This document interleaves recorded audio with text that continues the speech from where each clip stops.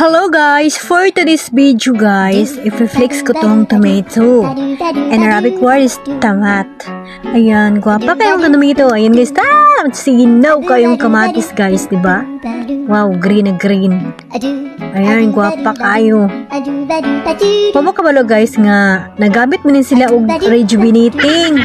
Naka habibi sila, naka isway glow, naka rosmar, o diba, naka nurse skin, ug napahinog din na guys, oh, sa kabukra hinog anin niya.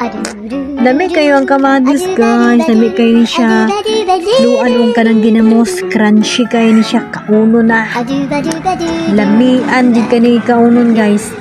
Sinaw kayo na yung kamatis, ug mabulad baka nig-init, dili baka ni mapulang dagway ani. Na, di ba? May lag naka-screen sila guys. Piligan, mabulad na ng dagway. Mabulad ang init, yung mula. Ayun guys, guwapa kay kamatis sinaw. Yun. Thank you for watching guys. Bye.